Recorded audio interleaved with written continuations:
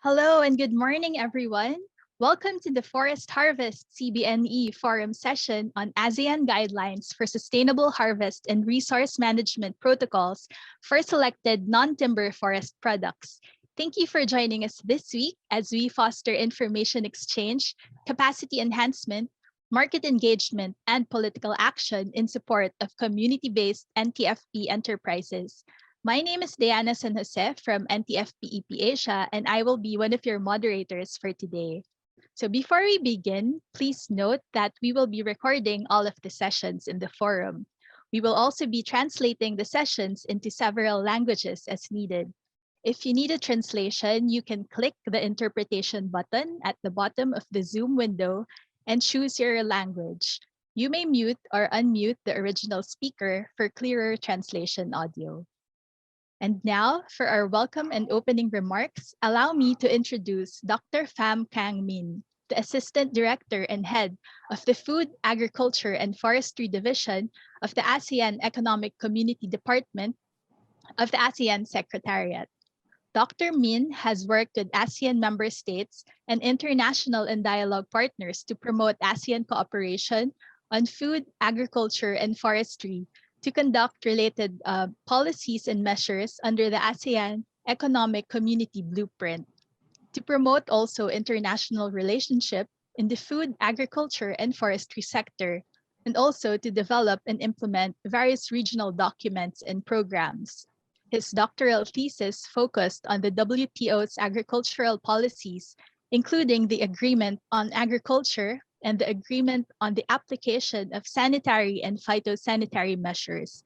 Previously, Dr. Min was the Senior Agricultural Officer in the Department of Planning, Ministry of Agriculture and Rural Development of Vietnam. Everyone, let us all give a warm of applause to Dr. Min. Welcome and good morning, Dr. Min. Thank you, Diana, for the introduction. And good morning, everyone, and welcome. I'd like to welcome to our sections on ASEAN guidelines on NTFP sustainable harvesting protocols. It is also good to see amongst the audience our experts who shaped these guidelines in a series of workshops and discussion. For those who have not been involved in the consultative process, which began in 2019, let me give a short background on this document. I just wish to recall that in October 2020, the ASEAN Minister on Agriculture and Forestry adopted these guidelines, which incorporate scientific knowledge on sustainable resource management protocols for 5 important commodities, including resin, bamboo, resin, forest honey, and fruits.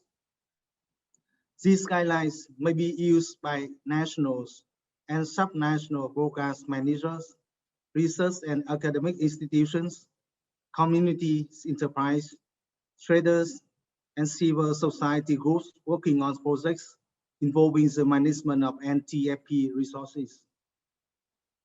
Ladies and gentlemen, let me also re-emphasize that these guidelines serve as a primary reference for NTFP management protocols in the region to further guarantee sustainable management of the NTFP resources for markets and relevant stakeholders. The guidelines are very important for us to promote awareness on the values of sustainable resource management practices and the importance of the sustainable harvest protocols in the ASEAN regions. In my views, I think that to achieve the full potential of these guidelines, I think that a partnership, successful partnership has to be established among different stakeholders, such as policy makers, managers, and other local players. Long-term sustainability of the monitoring efforts depends on the willingness of the community and other stakeholders. I believe that the investment into this partnership will be critical in implementing protocols for sustainable NTFP management. In this regard, I believe that ASEAN efforts to develop guidelines is as timely as these we guide NTFP small producers towards ensuring both quality products and so that are environmentally friendly. Ladies and gentlemen, these experts meetings and stakeholders consultation will launch the approved guidelines and reconvene those imposed to gather recommendations about the next steps in the dissemination and use of the guidelines. I believe that this is very important for us, and during the next meeting of the ASEAN senior officials on forestry, I believe that this the outcome of this discussion will be also highlighted and submitted to the senior officers on forestry for the information. With that, once again, I'd like to thank all of you for attending the sessions, and I wish this event a great success. Thank you, Diana. Thank you all. Thank you very much, Dr. Min, for being here with us today and for your welcome remarks. Indeed, we are very excited to reconvene again, and this time with a bigger group, as we are holding this consultation now virtually to discuss ideas on this very important matter. And now for our next topic, let me introduce Dr. Anita Vargas to give us the presentation overview of the guidelines. Dr. Vargas is the Director of Biodiversity Programs at Keystone Foundation, India. Her team implements projects and action research on human-wildlife interactions, apiculture, restoration, field courses, and climate change. She's one of the founders of the Nilgiri Natural History Society and chairman of the Western Ghats Plant Specialist Group under the IUCN Species Survival Commission and the Sustainable Use and Livelihood Specialist Group. With a doctorate in botany, her interests are in plant conservation, specifically on sustainable use, non-timber forest products, long-term population dynamics of harvested species, invasive plants, cycads, and forest trees. Please welcome Dr. Vargas. Welcome and good morning, Anita. Thank you for joining us today and happy to see you again. Likewise, good morning, and it's such a pleasure to be back in this forum. I recognize so many people. It's good to be with friends, with experts, with people who are practitioners. What a diverse forum. I'm so happy to speak here today. So will the presentation be pulled up? Am I audible? Is this all right? Yeah, okay. So just as they bring up the presentation, I'm making this presentation on behalf of a team that worked for about more than a year together. Definitely several others were part of it, but the immediate team that worked on it, Chrissy Guerrero is here, Diana is one of the persons, Tanya. The four of us enjoyed working together to bring these protocols out with all the inputs from all the people in this forum. And it was a great learning experience for all of us. And I'm so grateful to the ASEAN Secretariat for giving us this opportunity to work on this together. And we are happy that this has been adopted and will come into policy. Is the presentation visible to everyone? Diana, can you help me with this? No, I think they haven't started to share the slides.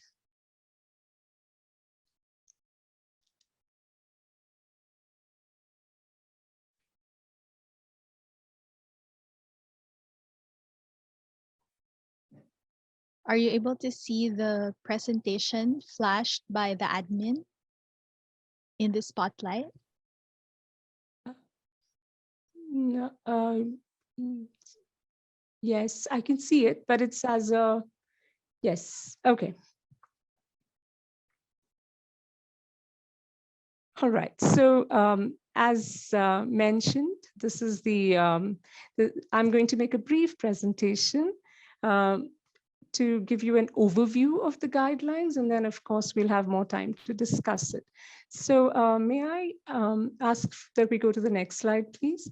Because there we talk about the objectives of the, I'm going to, okay, so our main objectives that were given to us is how do we the core of this protocol is how do we support guidelines and protocols for sustainable management of non-timber forest products? And how do we promote awareness on the value of and the importance of protocols? How do we inform and guide the formulation of policies and programs by ASEAN member states and other related institutions in ASEAN countries with regards to the sustainable management of NTFPs? And the third objective is how do we enhance partnerships and cooperation among stakeholders in the ASEAN community through the establishment of a common reference for the sustainable management of NTFPs. And how did we go about this? There was, of course, a lot of literature review that we conducted to look at existing documents, existing publications, what have people already worked on.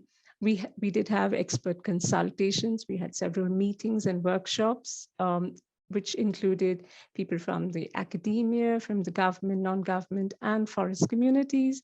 We had expert consultations. We had about 20 scientists that we consulted with. And I think we've done an extensive job of bringing everybody's point of view on this, is what I feel.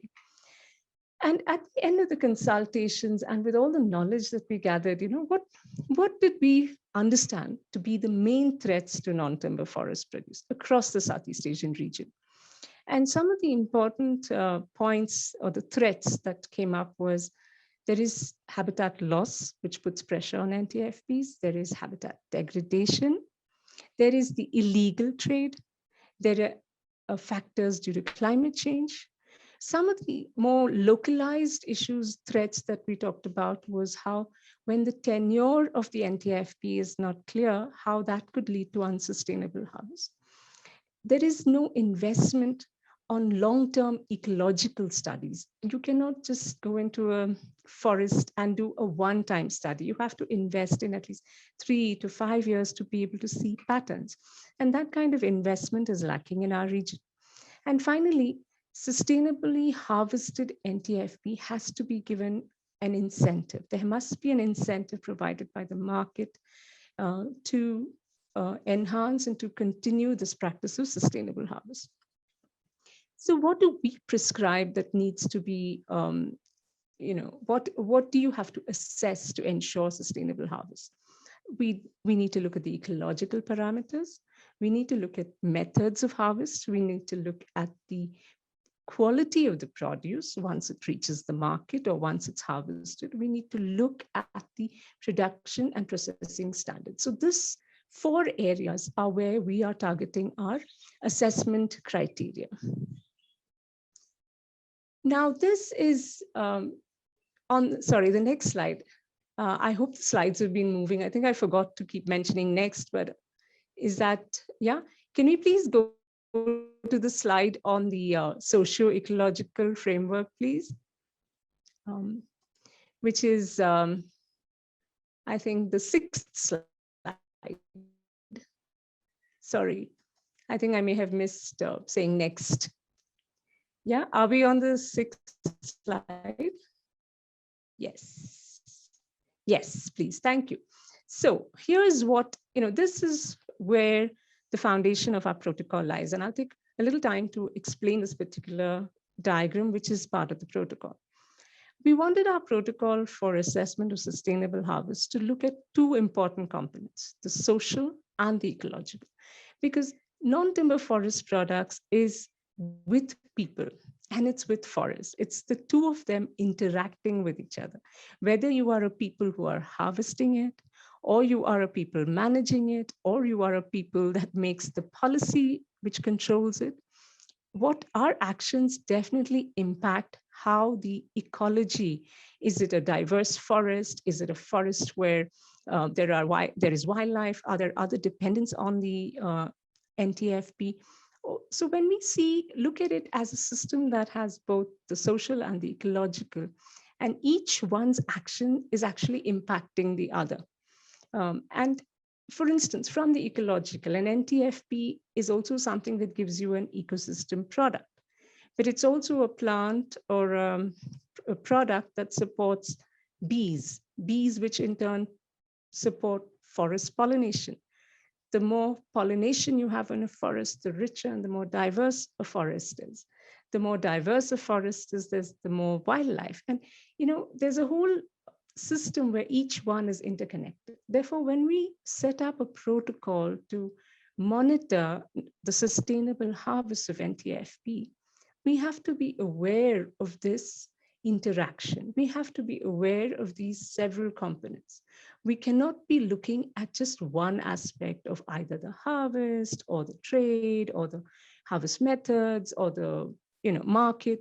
We have to look at it in a much more integrated and linked manner. Maybe go to the next slide, please. Yeah. So for instance, when we are talking about the principles of the Socio Ecological monitoring framework, what is so, I would say, what is so unique about this protocol that we suggest? For one, it insists on incorporating what I've said, what we've mentioned here as TEK, which is traditional ecological knowledge. The knowledge that communities of harvesters, communities of practice who have been using this non-timber forest product for several years, the knowledge that they have. How do we incorporate that into the protocol?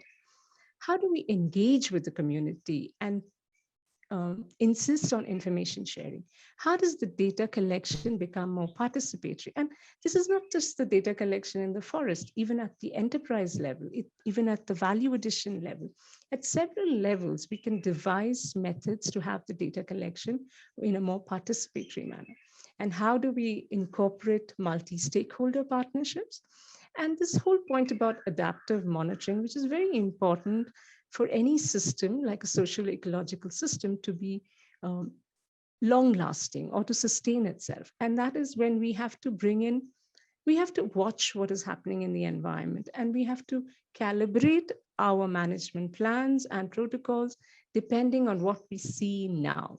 Traditional knowledge is important. Traditional knowledge of what we used to do 10 years ago is not sometimes valid in many systems because so many other factors have changed. The climate has changed. The way that the number of people coming in has changed. The human settlements have changed. The way we look at the forest has changed. So how do we incorporate this change in devising our resource management plans? And may we move to the next slide, please? The recommendations for honey. So in this, so finally, this is how we went about, and I talked about what is the focus of our protocols. And now we also talked about what are the principles that these protocols rest on.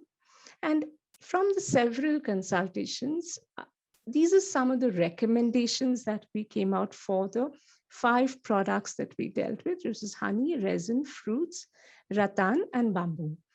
And in the case of honey, for instance, one of the key areas that we felt needs more work on is the protection and research on wild honeybees.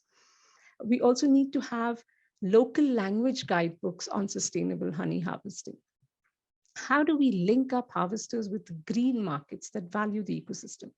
And I'm going to explain this point a little bit because you see, honeybees are not just making honey, but they're also doing this wonderful job of forest pollination.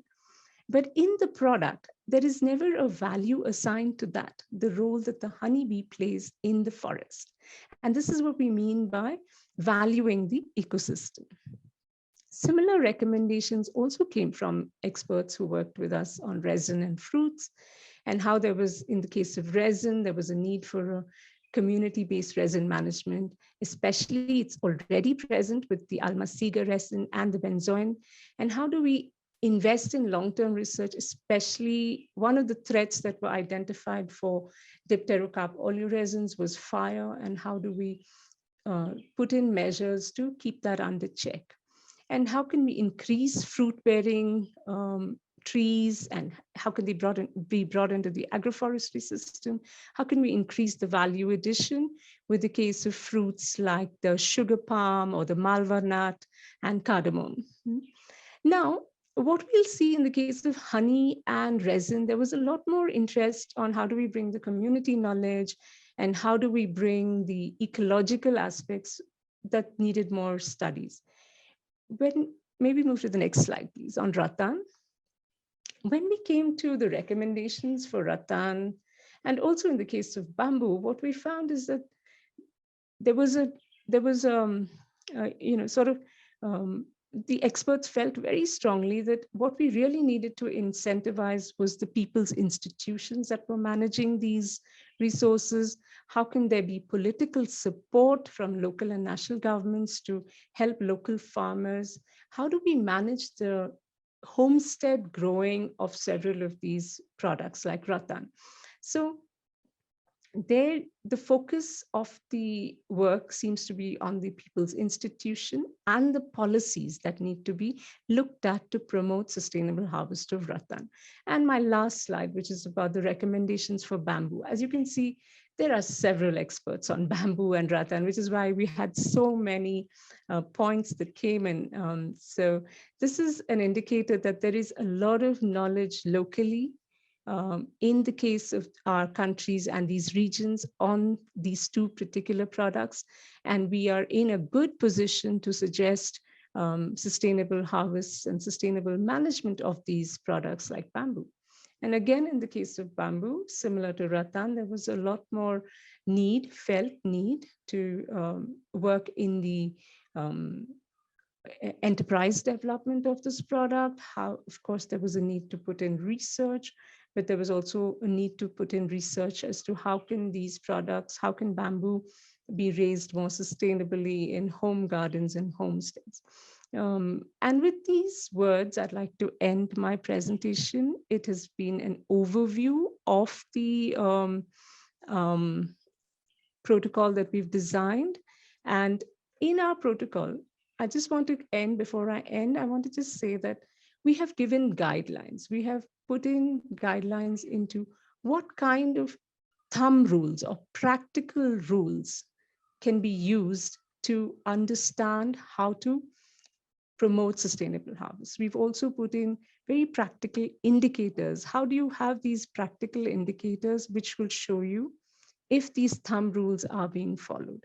So thumb rules and indicators form an important part of our protocol. Thank you very much for giving me this opportunity, and we look forward to the interactions ahead. Thank you. Thank you very much, Anita. Nice to see you too, even though virtually. Thank you for giving us the history of how these protocols came about. And of course, we are very honored for the opportunity to work with all of our ASEAN experts and the ASEAN Secretariat on this initiative. We now open up the floor for any clarificatory questions you may have, because after this session, we will go into breakout groups, and you will be able to hear more about the specific protocols per product category. So if there are any questions, and I think there's just time for maybe one, you can raise your hand by clicking on reactions and pressing the raise hand button. Just checking if there's anybody who has any questions. You may also place any questions in the chat, and we will try to direct those as well to our speakers, so they may respond to you in more detail if we're running out of time here live in the Zoom.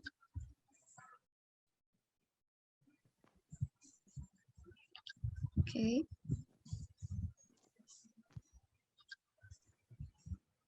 Dr. Nguyen, do you have a question? Yeah, I have a question to you. Thank you very much for your presentation. It's very interesting. I have a question. Now we talk a lot about the climate change affected a lot to the biodiversity and forest resource, including the reptile. So do we know some research on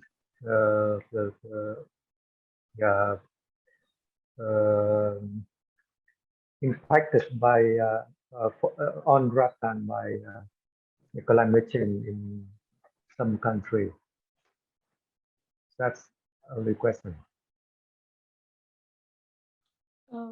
Okay, so Chrissy, if I understood the question well about climate change and its impacts on rattan, yeah. So Dr. Nguyen, I think climate change is a very important, and one of the work that we've been doing is how can NTFPs become indicators of climate change? For instance, with the bees, I'm not a rattan expert, so I would like a rattan expert to also contribute to this. But I can give one example of honey. With the wild bees, they are so dependent on the flowering in the forest. An indicator of their migration is an indicator of the forest flowering, which is an indicator of climate patterns. So we really need to work together to come up with these indicators where we can get information from communities, from experts, from managers, from everybody to really say something about climate change. And which is why I insisted that it should be 3 to 5 to 10-year kind of projects and visions that we have. We cannot do it with one visit to the forest or one interaction. So how can we work together to do this is my submission on this question. Yeah, normally we talk a lot about the advantage of some climate change impact to the bamboo and rattan. But something is also advantage from the climate change impact. For example, increasing temperature and increasing the rainfall could be good for the rattan and bamboo because bamboo and rattan it's a very it's a group distributed in the tropical area. So I think it's very good if we propose some research on climate change impact to the bamboo and rattan. Do you agree? I agree very much. Yeah. Thank you. Thank you very much, Dr. Nguyen. Dr. Nguyen is actually the lead. He will be presenting on the rattan protocols. And during the consultations that we had, we did discuss a bit about climate change. But we encourage that in the breakout sessions to follow, that if you feel this is an important aspect to bring up, please do bring that up. And also we hope to discuss, the rollout, the follow through of what we do with the guidelines after. So please do advise us, guide us in what you feel in your countries will be the best way to move forward and to release and share and disseminate this information. Okay, as mentioned, since we are limited in time, thank you, Anita, for your presentation, for your sharing, and for the question, Dr. Nguyen. And please do continue to write in the chat if you have other comments. We had, more than 30 experts, maybe 40 experts behind this document, and many of them are here in the room, even though we can't have all of them present. So collectively, we can help answer the questions you have in the chat if we're not able to do verbally. So now we are going to go to the breakout rooms. We have 2 breakout rooms. One is for, room 1 is for fruits, resins, and honey. Once again, room 1 is for fruits, resins, and honey. So on the screen, you should see 2 options. Room 1, resins, honey, and fruits. And the room 2 is bamboo, and rattan. Is that right? What are you seeing on your screen? Yes, so now I see people joining. Please do join. For interpreters, can you see which rooms that the different people who need translation are in? And please join those respective rooms. So please click breakout. You see it next to record and interpretation below. There are 4 square boxes. You will have 30 minutes, and then we come back here to come back to plenary. So there will be presentations made there, and then you will have a chance to respond and then come back to plenary.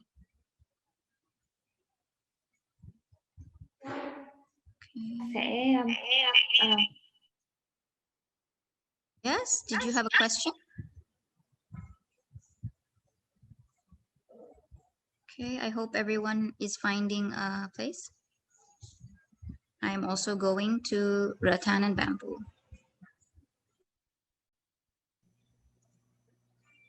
I cannot see which one Indonesian participant. Should I go to room 2?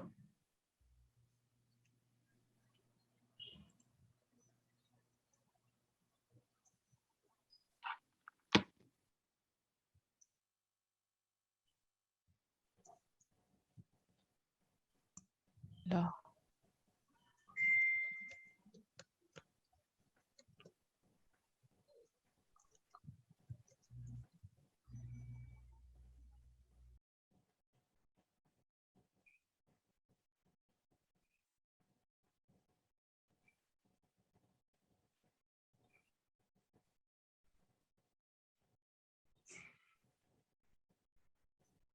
Silakan teman-teman Indonesia untuk memilih ruang 1 atau ruang 2. Caranya klik kotak di bagian bawah Anda, ada breakout room tulisannya. Silakan pilih mau masuk ruang 1 atau ruang 2.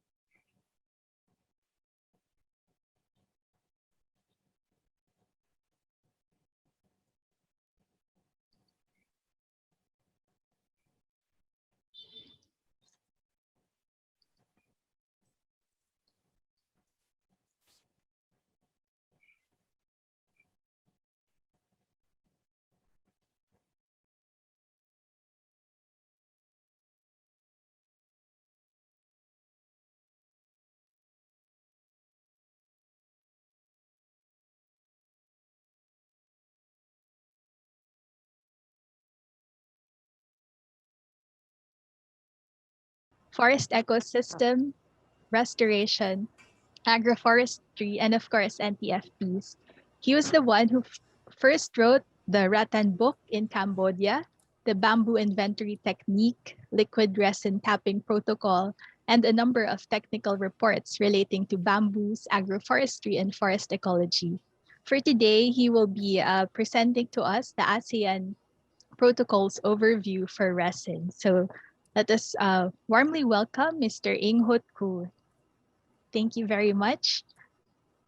I will be sharing the screen for you for your presentation.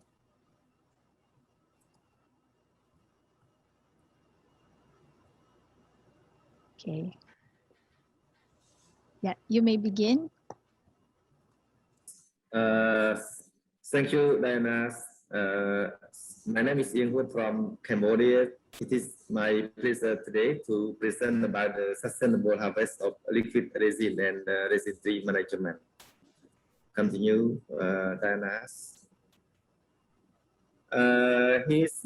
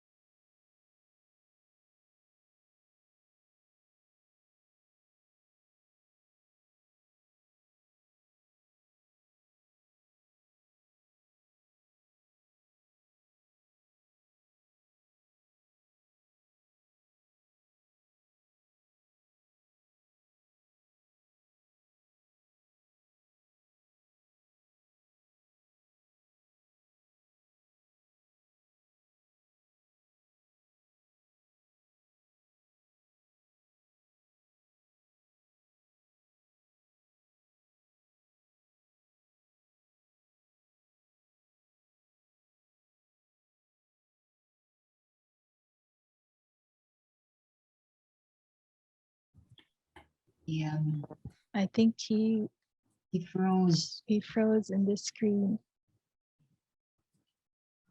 Let's give it a few minutes, and if he is not back up yet, perhaps, oh, there, hello? I think his connection is lost.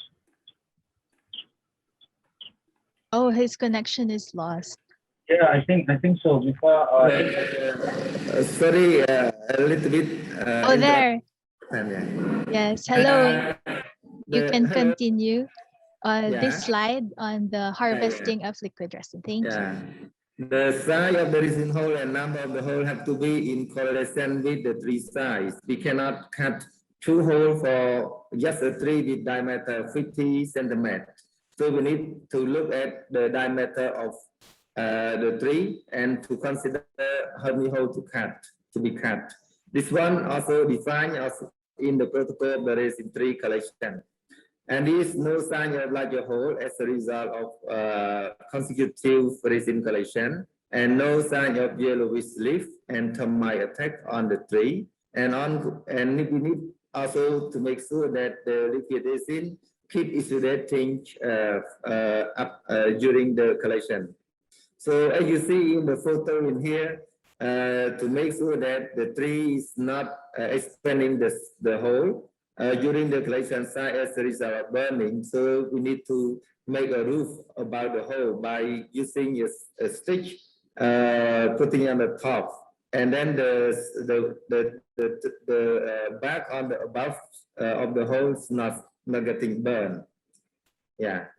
And the use of the fire had to be, as I mentioned before, that had to be between 2 to 3 minutes. You have to make sure that the charcoal in the hole is not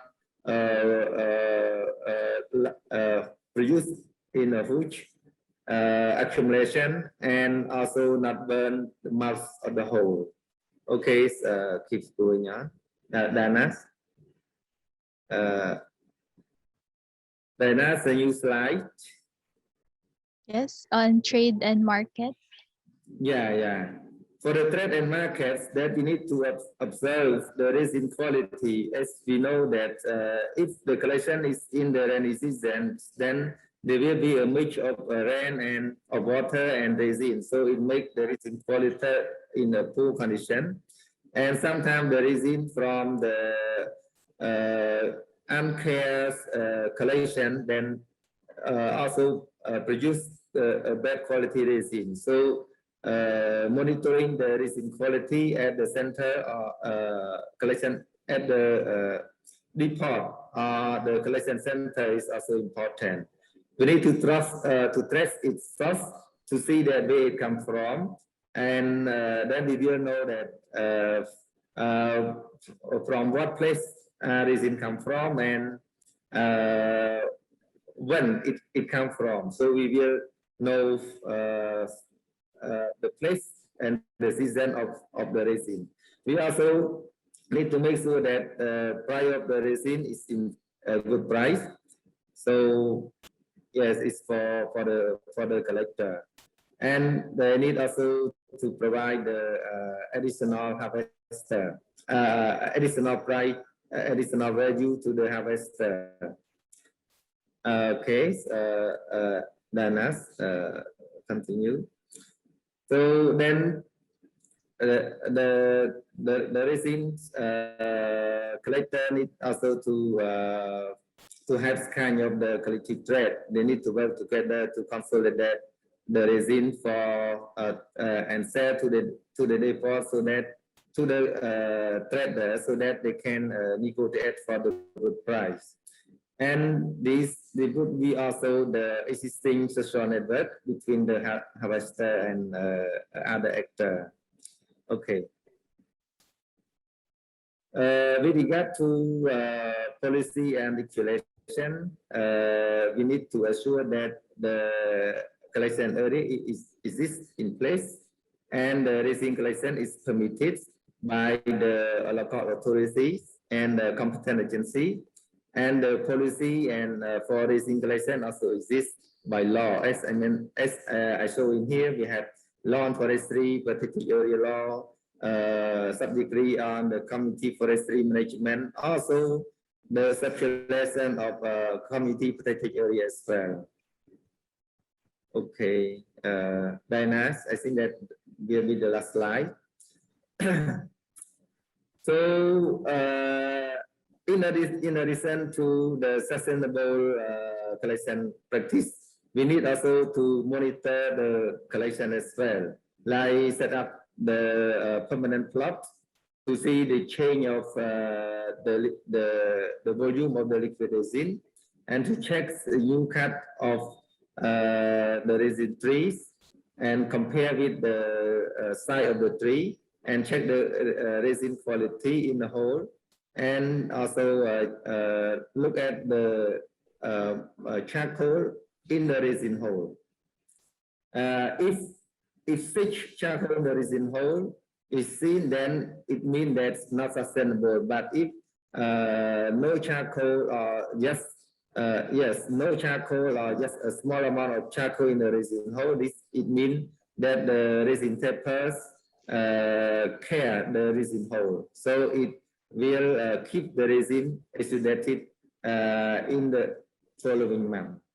We also need to record the quality and quantity of the resin at the collection area, and record at the processing center as well for the name of collectors and the volume, price, and quality.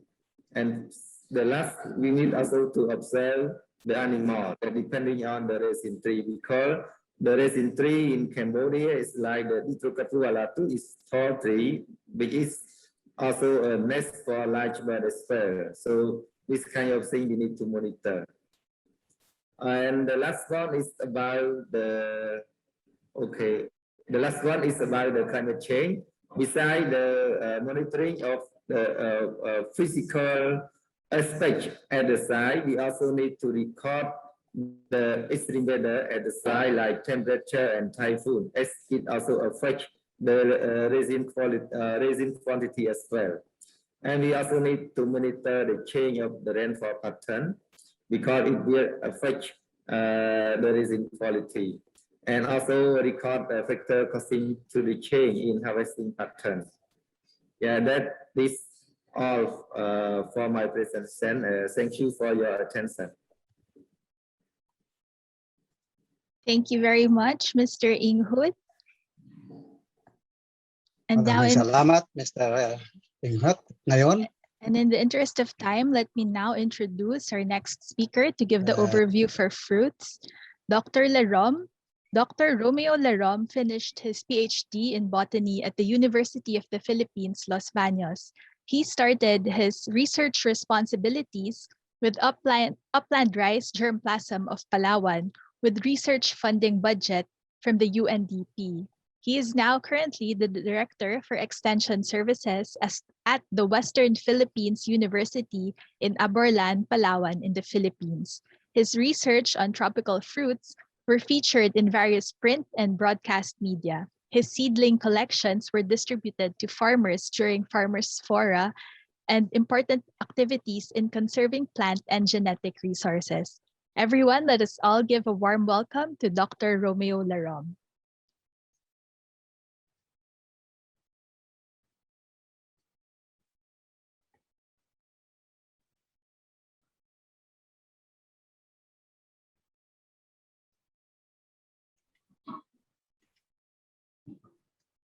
Oh. Is he there? Interpreter. Dr. Larom, are you? I will share his presentation.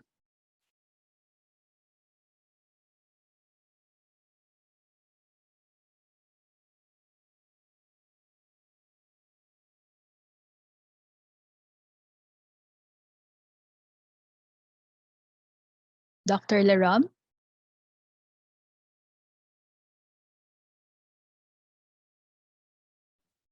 I think he I think, yeah, he may have dropped out.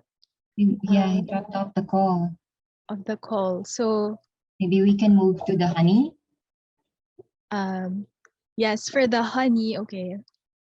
Our speaker for honey is unfortunately unable to join us, so I will be the one to present the overview for honey. Yeah, we can proceed.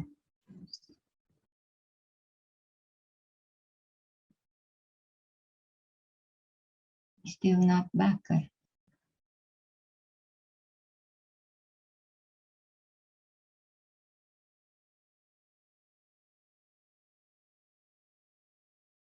Sorry for the lag.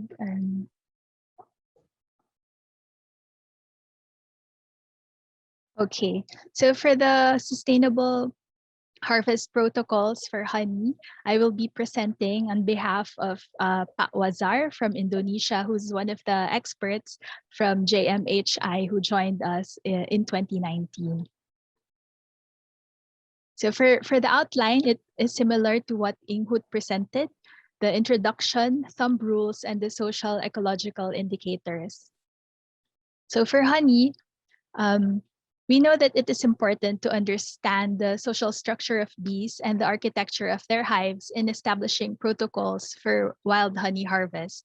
As Anita also mentioned in her keynote overview, it is really important to do more research work and studies on forest honey. The threats to honeybees include pesticides, changes in weather, and unsustainable harvesting. The common honey sources in Southeast Asia include Apis dorsata, Apis cerana, Apis florea, and Apis andreniformis. For the thumb rules during the 2019 consultations, we were able to come up with the following thumb rules. First is defining colony or area ownership. Second, not destroying the habitat of the bees, including nesting sites and foraging areas. Third is ensuring that colonies are a certain distance away from chemical-intensive farming activities or sources of pollutants such as haze. The fourth is the use of appropriate sustainable harvesting tools and methods, harvesting only mature colonies for the honey, harvest only the honey part of the comb, leaving the brood intact, and then brood collection is only for community consumption and not for sale. The brood is very nutritious and is a traditional food for many indigenous peoples and local communities. And so the harvest of this should strictly be for subsistence, as one of the thumb rules that came up during the consultations to ensure sustainability.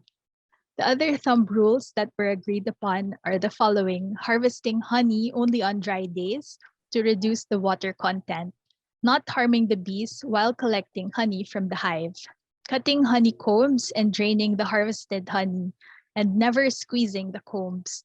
Honey should be pre-filtered in the forest if it can't reach the processing center in a few hours.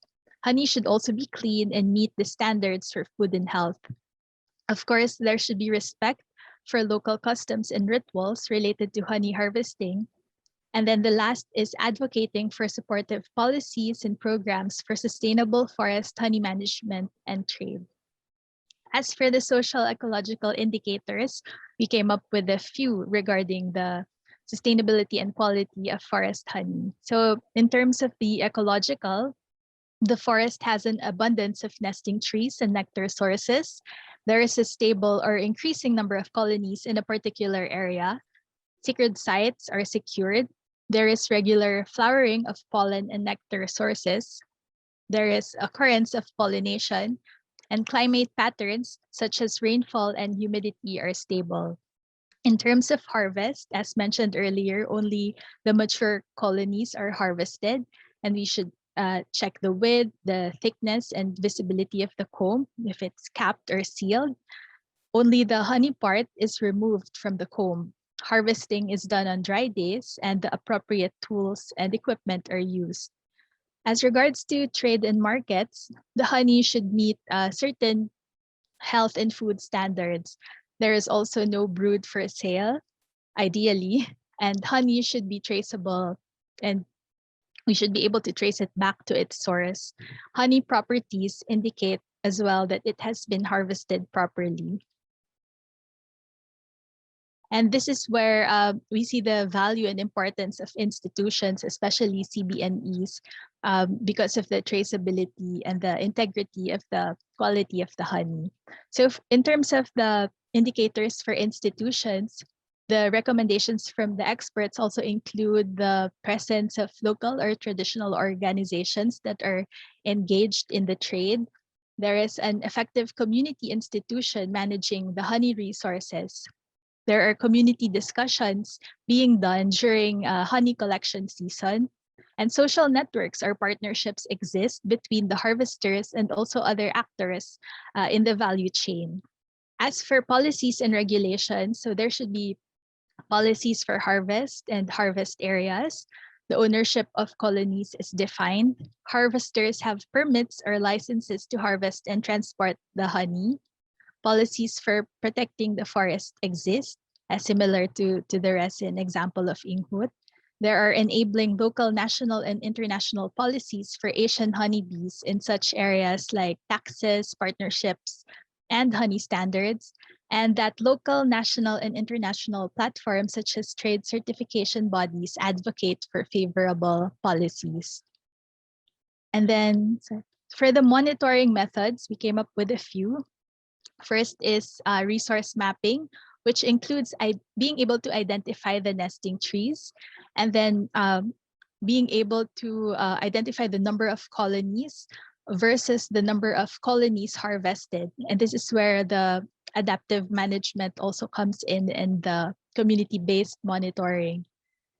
Community permanent plots, recording number of colonies, number of trees with the colonies, flowering trees before, during, and after each of the harvest season. Pre and post-harvest monitoring through inspection of peer groups of non-collecting hunter group within 3 days after each harvest.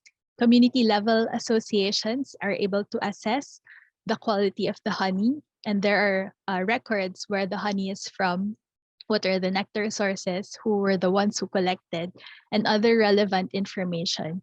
There is observance of adherence to the harvest protocols. Community discussions are there. There are internal control systems and participatory certification processes which help us check on traceability and the sustainability of these forest honey. Finally, reports on progress on enabling policies for harvest and trade would be an indicator as well, and maintaining observation records about animals and birds that are dependent on the bees, honey, and combs.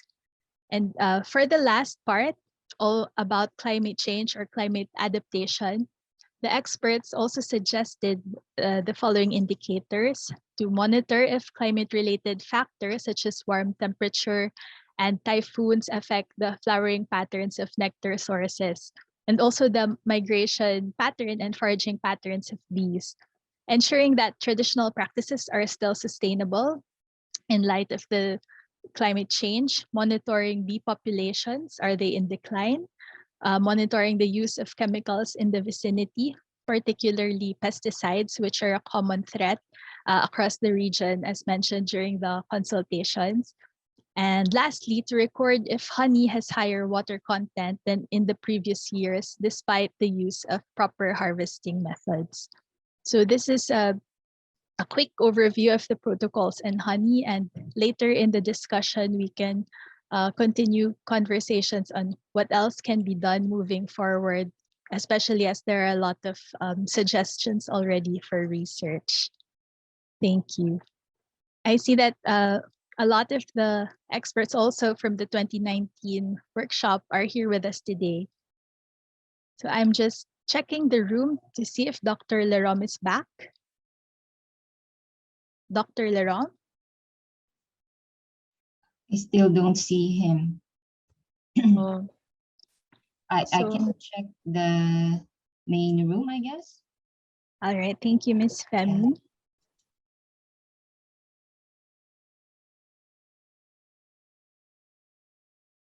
Sorry.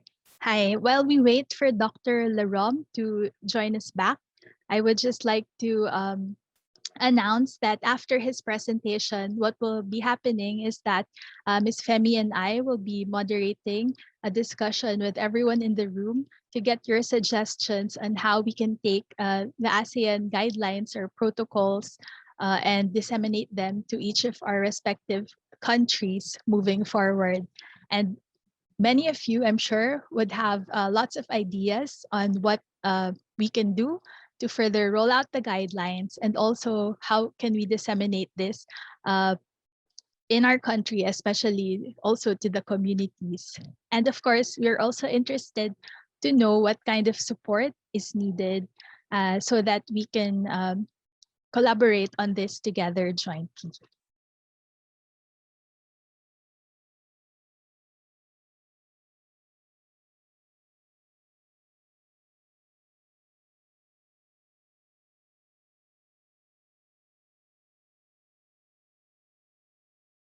You're also free to put in the chat any initial ideas that you may already have, and we can use that as a starting point for our discussion as we try to check if Dr. Larom will be able to join us again.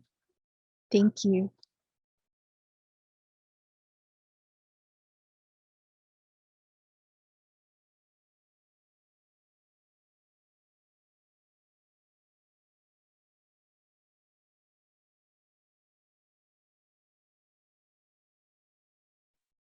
Okay, it seems that he may have internet connection problems. So, Ms. Femi, do you think we should proceed with just showing the overview of his slides before proceeding with the discussion? I think so. So at least we get the participants see the flavor of the guidelines for fruits. Okay. So let me pull up his presentation. I'm sorry you have to hear my my voice again to give this, but there. So Dr. Larom actually prepared this very nice PowerPoint deck about the ASEAN Protocol on Fruits.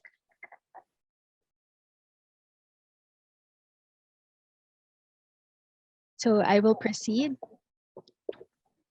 So for the introduction, he mentioned that there are various fruits in the forest that are consumed by not just by humans, but also by animals. And wild edible fruits may come from trees or plants and may be eaten at various stages of ripeness. Fruits are very important sources of nutrition and income. A study on forest-based communities in Vietnam, for example, revealed that fruits make up 29% of the plant part used for food. And you can see in his presentation, there are lots of photos of the different kinds of fruits found in the forest. But there are also several threats to the survival of the forest fruit industry. These include destructive methods like cutting trees or big branches to harvest the fruit, and harvesting also immature fruits. Loss of forest and the reduction in the number of fruit trees and plants are also observed, and protected area rules may also restrict local harvesting, even when communities are using the sustainable harvest practices. And so during the consultation, some of the recommendations include, for the thumb rules, keeping fruit-bearing trees and plants healthy, ensuring that the tree is not killed or damaged in order to be able to harvest the fruits of the tree, harvesting only at the right age and height of the tree, harvesting at the right season when fruits are mature, except of course when they are eaten unripe, and the use of appropriate tools when harvesting. Always also leave enough fruits on the tree for the animals to eat and for seeds to germinate. So I think this is a very good thumb rule to remember: respecting the mother tree or spirit tree, respect tree or area ownership, and organizing farmer or harvesters association, and ensuring fair trade practices. So the following are the indicators for the quality and sustainability of forest fruits in terms of the ecological. So an indicator is the abundance of the fruit-bearing trees. There is a wide range of ages of fruit trees, seedlings, saplings, juveniles, and adult trees. The mother trees are identified and protected. There is a healthy population of animals that are feeding on fruits and serve as pollinators or seed dispersers. The forest is also healthy with a diverse population of plants and animals. In terms of harvest, fruits are harvested ripe as indicated by color, size, taste, and also odor. Harvest protocols exist and are being followed. Protocols are also disseminated in the local language, and there are rituals that are being practiced. For trade and markets, the indicators include quality of fruits sold are good. The traceability is also very important. Prices are favorable to the harvesters. There are direct markets. There is value addition by harvesters or the community, and there is continuous supply and no wastage. As for institutions, good indicators include the presence also of the organizations locally running and functional for collective trade with a diverse membership, including, of course, women, youth, and uh, various age groups. Social networks or partnerships are there. Fair trade and PGS, or the participatory guarantee systems, are in place. And in terms of traceability, there is geographic indication. For policies and regulation, there are policies for collection and also the collection areas, and policies for protecting the fruit trees, such as presence also of incentives for non-destruction. And for the monitoring methods that were recommended by the experts, these include assessments and baseline studies done collaboratively in partnership with community, government, and the academe, resource mapping, harvest Good morning, protocols. Diane. Oh, I'm yes, good I'm back. morning. Thank you, Dr. Leram. I think you can take on from here. Yes, sorry for the inconvenience. Uh, Assessment and baseline studies are done in partnership with the community, government, and the academe. Also, resource mapping, including identification of mother trees with the community decisions, is recognized by the government. Harvest protocols are also being observed. Records of increase or decrease in demand are kept, whereas trade certification bodies also exist, while quantity and quality of fruits sold are recorded. For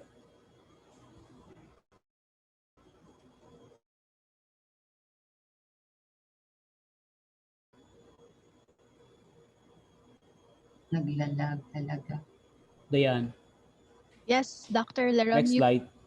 you can proceed po with climate Yeah, for climate adaptation. adaptation, repeat assessments for every 5 years. Monitor if climate-related factors such as warmer temperature, stronger typhoons, change in rainfall patterns affect the health of trees. Also, ensure that traditional practices are still sustainable in light of changing climate and market demand. Monitor changes in quality of fruits, particularly its taste, size, shape, and color.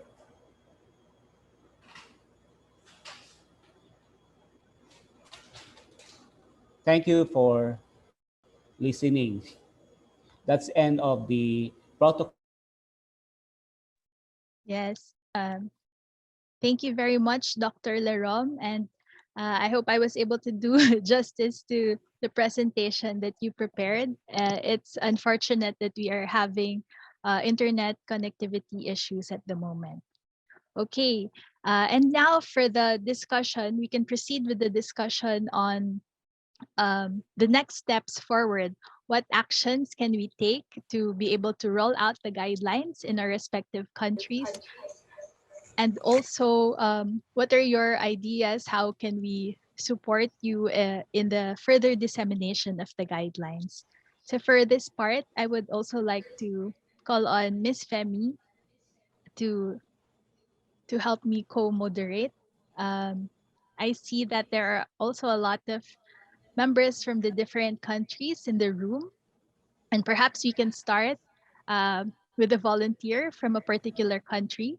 The questions that we are asking would be your ideas or recommendations on how we can further roll out the guidelines. Maybe you see entry points or opportunities that we can be able to do this, and what support is needed so that we can start with this process. So perhaps we can start with We go by countries or just the maybe the ones that have been involved as well from the consultations. And I would like to recognize also the ASEAN member state representatives from the ASEAN Working Group on Social Forestry. So we have some representatives here to give them also the opportunity or the floor to share their recommendations. I see Mr. Sang Mo from Myanmar. Hello, Ms. Amy, and thank you. Thank you for your invitation to discuss about, and especially I would like to discuss some information on, especially in the Resin in Myanmar. Resin because one of the species, Stagulia basicala, is good and economic places in Myanmar to produce from the community, and because this demand from the Chinese to get and this Stagulia basicala reason. Just only I would like to know the harm of situation in ASEAN country, Stagulia basicala, and thank you. Can you say that again? Which NTFP is it, Mr. Mo? Yeah, Basicala. Stagulia basicala. Stagulia. Yeah, Stagulia. Basicala. Yeah. Okay. Is that how do you spell that? Vesicula? Can't hear you, Femi. Yeah. Femi, we can't hear you. Yeah, I am speaking loud actually. I'm sorry, Femi, we can't hear you. I'm sorry. Hi, Femi. Hi. Lost your sound. I can't hear. I am unmuted. Sorry. Can you hear me? Yes, I think Mr. Buntun's internet. Buntun, you're the one who probably has some problems. But I think Mr. Mo is asking about Sterculia vesicula. I'm not sure if the second term is correct. So if anyone here have some information, a little bit about it, may I just invite to put on the chat. However, if we can also hear some recommendations, preferably also from the countries, on two questions. One is, how do you think we can roll out and disseminate for the effective use of the guidelines? And what would be the opportunity that you see for this happening and the support that you might need?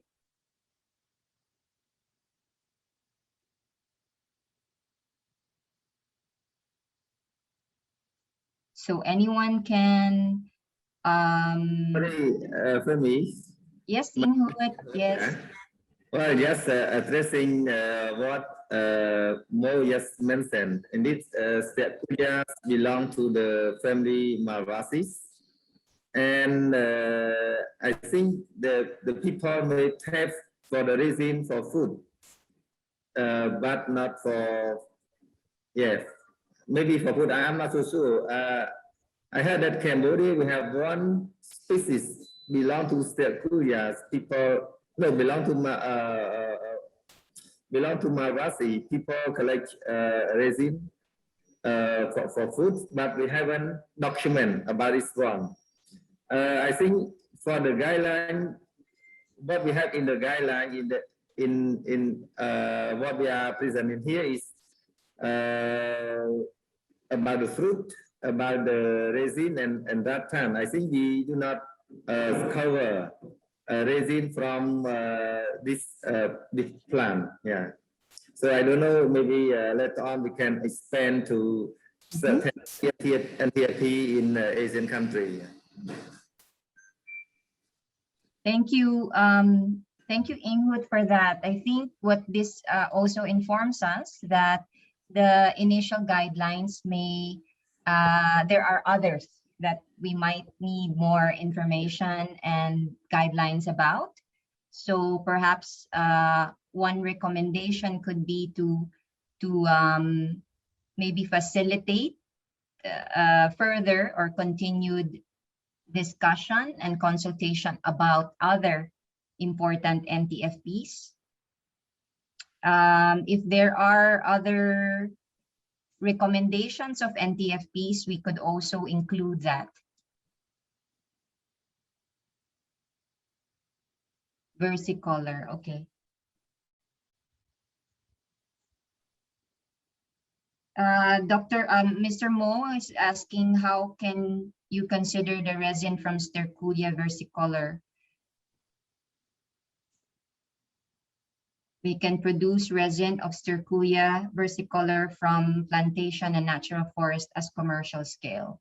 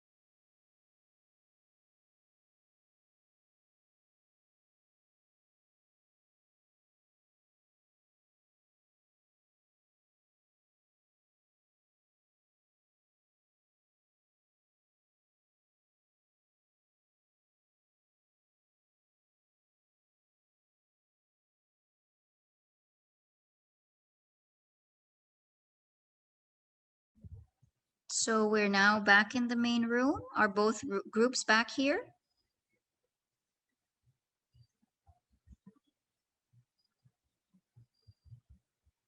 Not yet. Okay. Is Dazzle already here? And the reporter from the other group is also already here?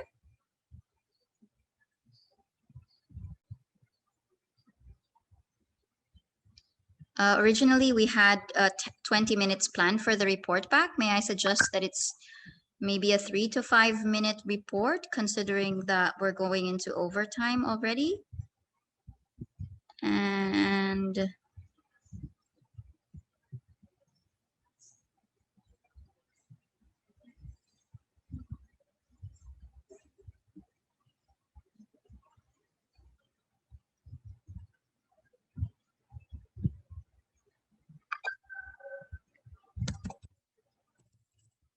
okay, why don't we start then with our reporting? Dazzle, are you back in this room? You can open your mic. And Femi, are you also back in this room? Diana, can anyone hear me? Now I'm confused.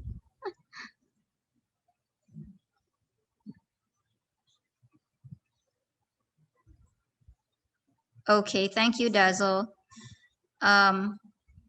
Oh, the other group is still in the room. Is that what you're saying? Should I go physically bring them back here? Because I mean, if we present to ourselves and present to those who are here for the next.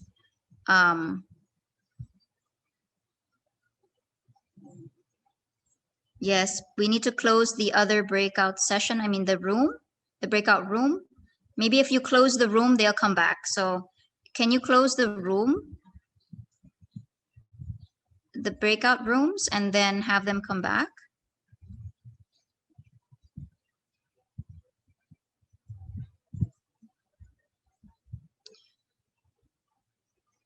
Hi, Femi. You're on mute, Femi. Can we unmute the speakers and moderators, please? Femi, yes. So we, in the original plan, we're supposed to have 10 minutes from each group. Maybe we just make it 3 to 5 minutes since we're already behind schedule. So Dazzle will be presenting for our group. Diana can present and I'll just move to the summaries. Okay, Diana. No, Dazzle first and then Diana. Dazzle, Yes, are you ready?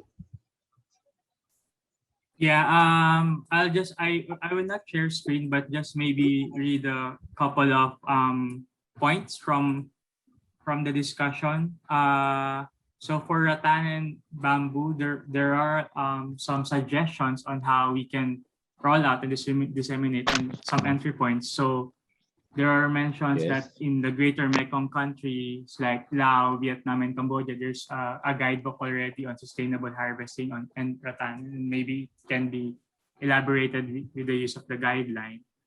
And in Indonesia, they will share the guidelines in the stakeholders, and it could be during technical meetings such as Badan Standaryasi National or the national body of standardization. So that's some entry points for Indonesia. And then in the Philippines, there was a comment that we cannot have yet ASEAN standard on sustainable management and harvesting protocols due to different situations. However, we can better disseminate the information using various the information about the protocols in using various media platforms such as Facebook, Messenger, and other social media platforms, and in the community, focus group discussion or face-to-face platforms whenever it's already available or applicable given the context of the pandemic. And I think the support needed identified in the Philippines was policy reforms, because there's too much regulation suppressed on sustainability of NTFP. For other countries, they mentioned that they will get feedback from experts in their country and try to use the guideline or like pilot test it first, and see the result. For example, in Laos, they will try to use it and see and better develop like some sort of a national guideline that will adapt the regional protocols to fit the context of their country. There's also a mention that they need to get clear understanding of the context of the guideline by holding consultations with key stakeholders, and the importance of translating the current protocol or guideline in their local language, and test it. And if it worked, then they will give feedback They will give feedback from the guideline or the result of their pilot testing. And some entry points in Laos, for instance, there are some ongoing projects that will start working on bamboo and rattan, for example, with WWF and GRET and other interested organizations and department by introducing NTFP guideline and sharing knowledge and experience with meetings and trainings and workshops.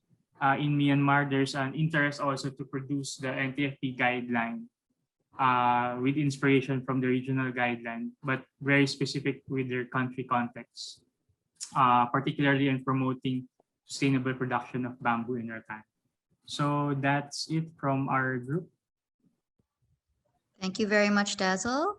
Now we hear from the other group on fruits, resins, and Yes, honey. thank you very much, Miss Chrissy.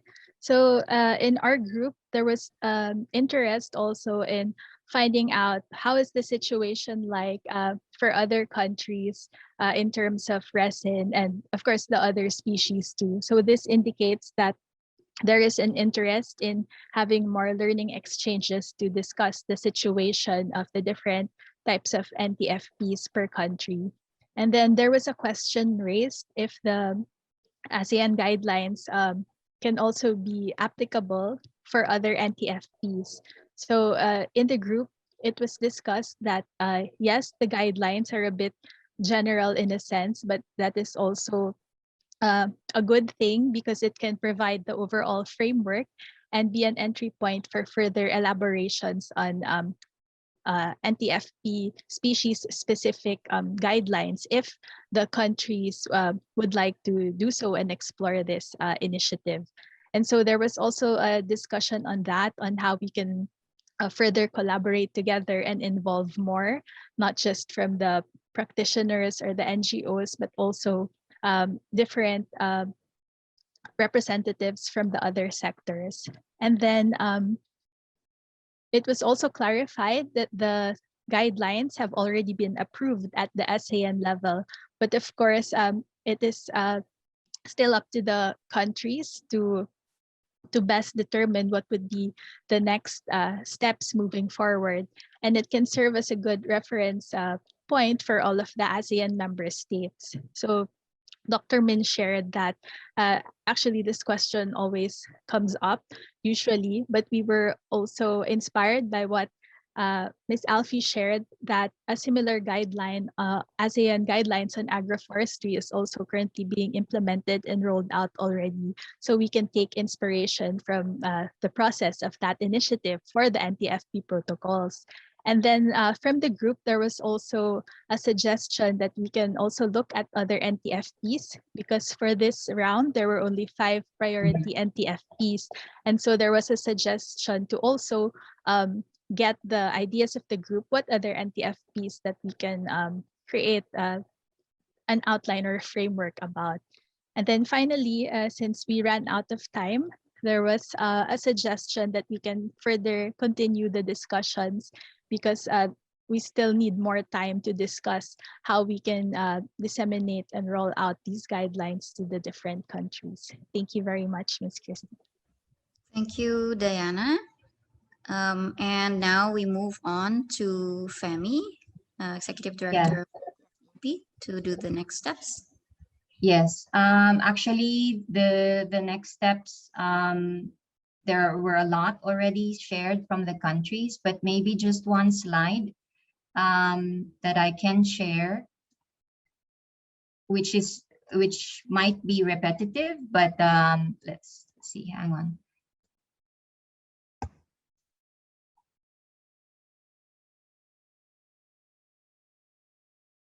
This is the one. Sorry. Well, okay. Oh, sorry. How do I present?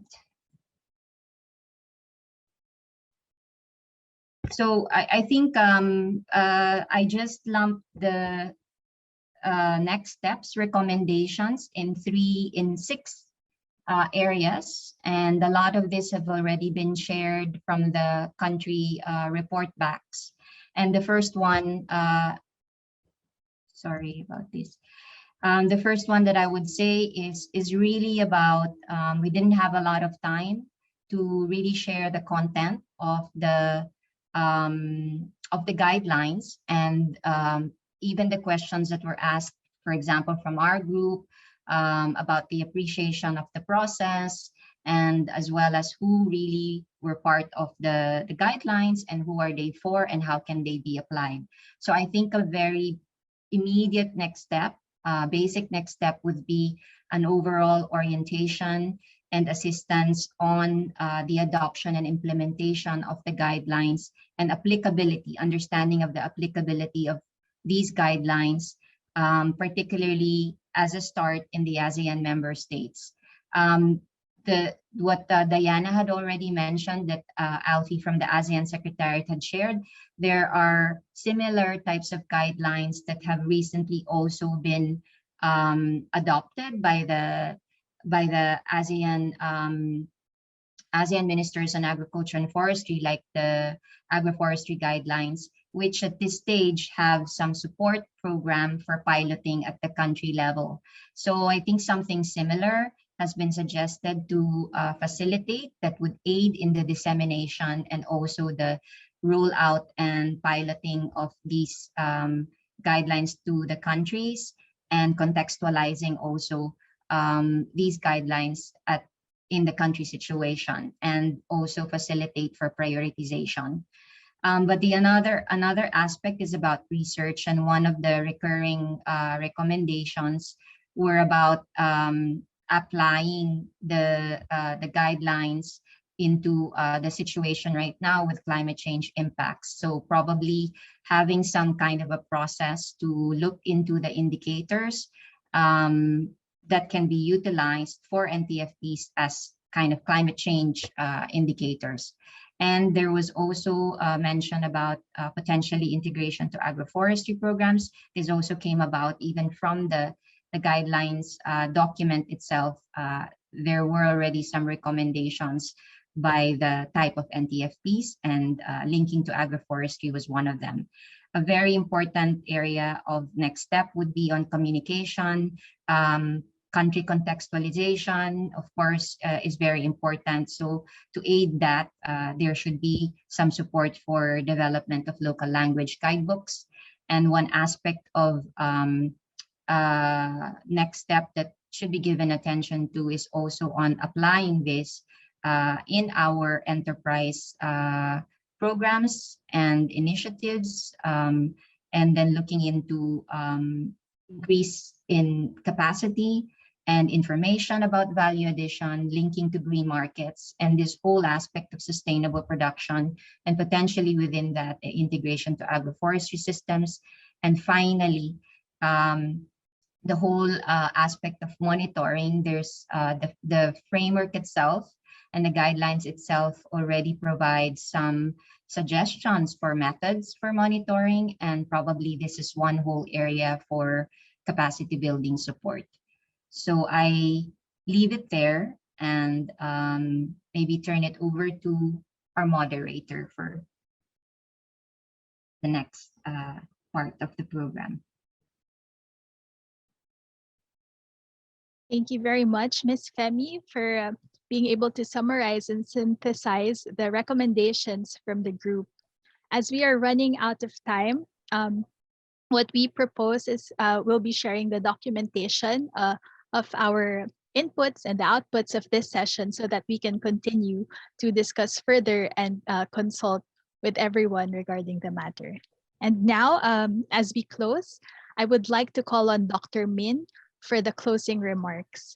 Dr. Min, the floor is yours. Thank you very much.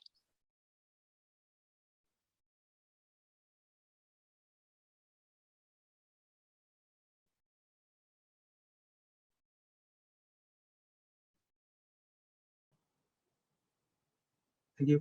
Can you hear me now? Yes.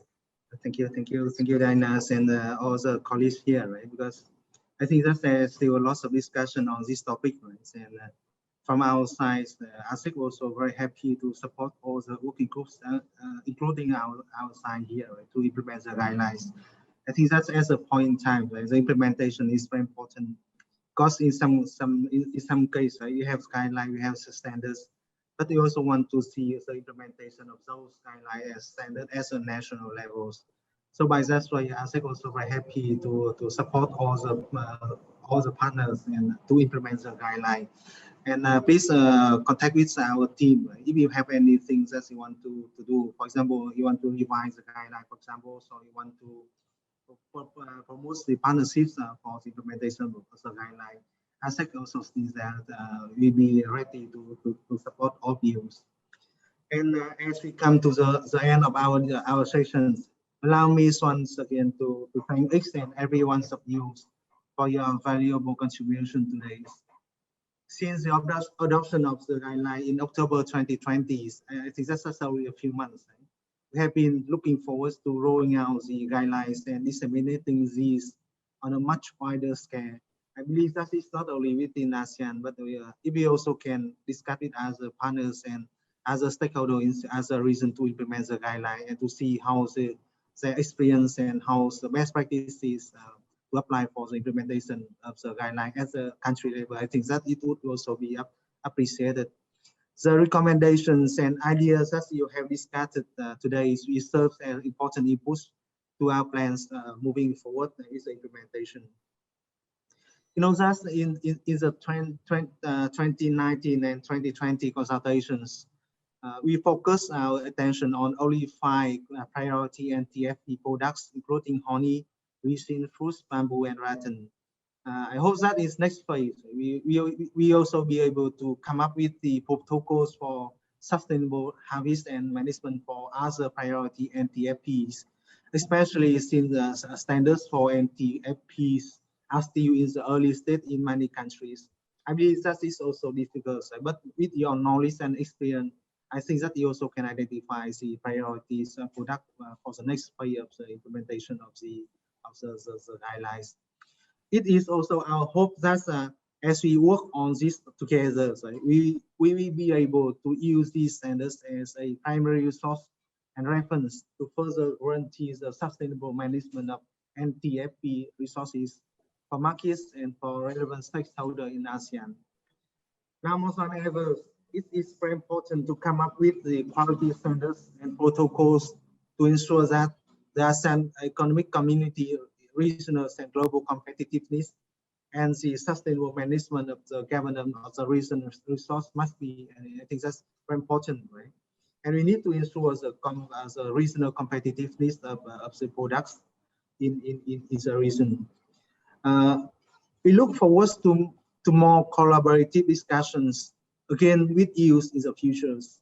Again, I'd like to thank you very much, and with it, I now officially close our sessions on ASEAN guideline for sustainable harvest and resource management protocols for selected non-timber forest products. I thank you very much for your attention and participating in this event. Thank you. Thank you very much, Dr. Min. And of course, thank you as well to everyone, all of the experts and participants who joined us here today. Rest assured that we will be sharing with you the documentation and inputs from our session so that we can further discuss how we can disseminate the guidelines. Up next is a feature on the CBNEs of Indonesia. So for the marketplace feature in Indonesia, we will be beginning the session on this shortly. So if you can stay on, please do. And after a short break, we will be bringing to you the feature on CBNEs of Indonesia. Thank you very much. Thank you. Thank you so much. Thank you. Thank Bye. you. Thanks, everyone. Keep safe. Have a good lunch.